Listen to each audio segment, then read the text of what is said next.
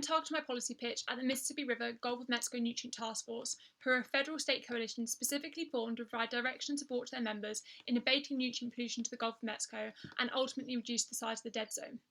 Good morning. Today I'm here to advise you of changes to your hypoxia action plan that I feel could help you achieve your target of reducing the Gulf of Mexico dead zone to 5,000 kilometres squared.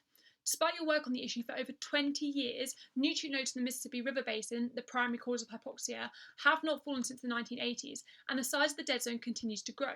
In fact, at over 21,000 kilometres squared, the 2017 dead zone was the largest ever recorded. Action on this issue is of vital importance and urgently required. Hypoxia reduces the mass and biodiversity of marine organisms, which has severe consequences for the ecosystem services the Gulf offers.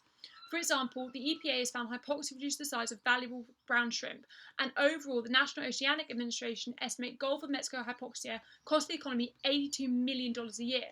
My recommendations entail 5 changes to your plan, summarised by the acronym CLEAR.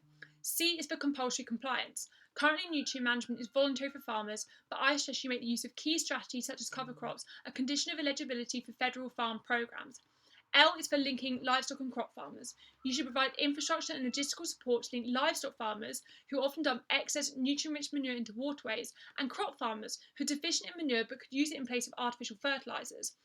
E is for expanding management strategies. Currently, your action focuses on in-field management, but using a broader range of tools from in-field to in-stream will provide multiple barriers to prevent nutrients entering large waterways.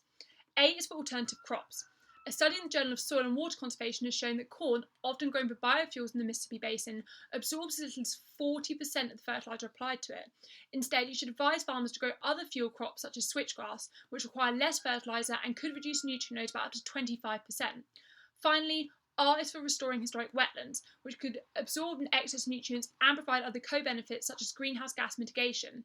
I believe implementing my clear strategy will help you move more decisively towards your target of a 5,000 kilometre squared dead zone. If you would like to read more about my recommendations, you can download the full policy brief online. Thank you for your time.